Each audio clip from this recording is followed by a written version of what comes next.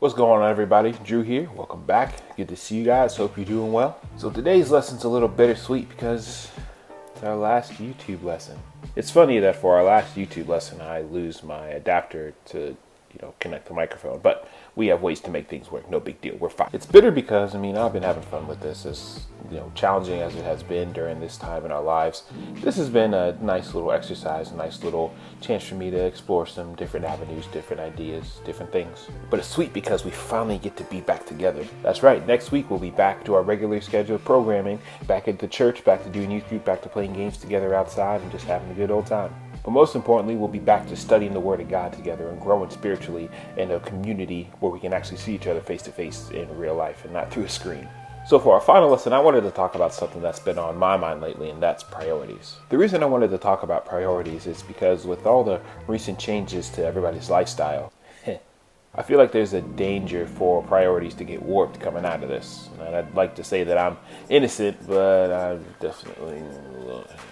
So the Bible talks about things that should be prioritized in a few different places, but today I wanted to focus on Psalm 90. In this passage, Moses is praying to God and just praising him and also acknowledging that our lives are subject to God's authority. If God says live, then we live. If he says that's it, that's it. It's just the reality we live in. But the verse that sticks out to me in regards to practical application comes from verse 12. Now verse 12 says, So teach us to number our days, that we may present to you a heart of wisdom. Now this verse sticks out because I feel like it addresses the morbid reality of the previous verses. Life on this earth is not forever, and yet sometimes I feel like we live as if it is. Guilty of that myself. And it's easy to become sad or fearful when contemplating our own mortality, but verse 12 gives us the antidote. When we live in the knowledge that our days are numbered, it helps put things into perspective. Just like in a game or when you're taking a test and you realize you don't have a whole lot of time left, you start to prioritize the actions that are going to give you the best chance to win or the best chance to get a good grade, right? It's the same thing in life. When we realize that our days are numbered, we can A, start to cherish the time that we do have, and B, we can start to figure out the things that are most important and the things that we should be prioritizing. And like I said before, the Bible gives us numerous different things that we should prioritize in order to live a life that is fulfilling for us, but more importantly, that is pleasing to God. For y'all, you're currently in the stage of life that I like to call the preparation phase. You're building your foundation, you're discovering who you are, as well as discovering how you're going to contribute to this world. But at the same time, it doesn't mean that you don't have the opportunity to make the most of the time that you're given. And that leads us into the title of today's message, and that is Cultivate Your Priorities. All that really means is to spend time now investing in the things that are going to be the most important. So even though you're still young, you're still learning stuff, you're still sort of underneath your parents' wing, you can still invest time into the important things in life. So in light of that, I thought of 4 different things that I think you should invest your time in now and start cultivating those priorities now.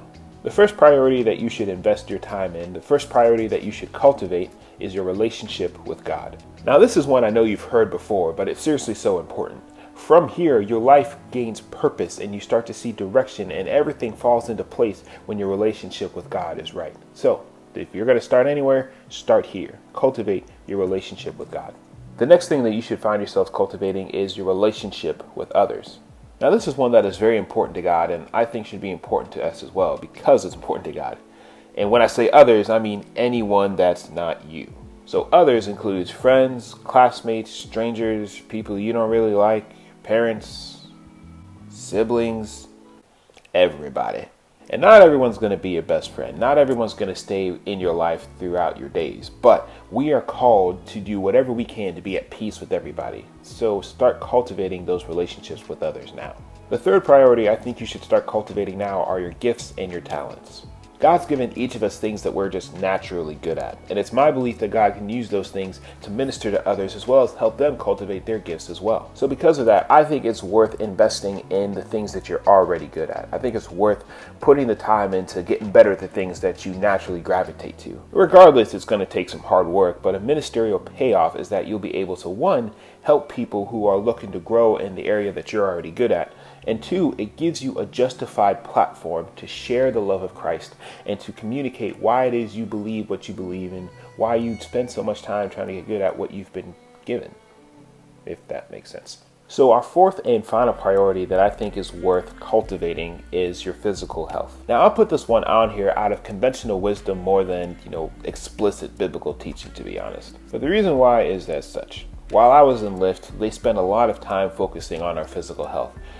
Reason number one being that a lot of our activities were outdoors in the mountains, and if you weren't physically healthy, you could die. So they wanted to make sure that you were able to climb these mountains. But the more important reason why we should cultivate our physical health is because it allows us to be ready for whatever God calls us to. Perfect example is our youth group. We do a lot of outdoor stuff, we run around a lot, we play a lot of outdoor games, and to be honest, I've kind of fallen off on the physical health wagon. And because of that, the price I've paid is getting smoked by a lot of you guys out there. I'm just keeping it real. But I'm working on it. I've recognized where I've fallen short, and I'm trying to get better at it.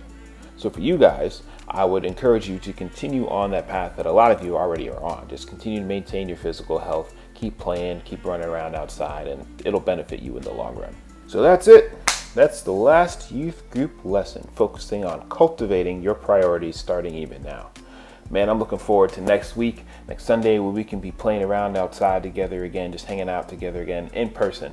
Now, we're going to try to be outside as much as possible, which I know so many of you guys are going to be upset about. I'm just kidding. I know all of you guys are excited about that. And if not, then get excited, because it's happening. Reason being is that we still want to be as safe as possible. So next week, we're going to be spending a lot of time outside, probably going to be doing our lesson outside.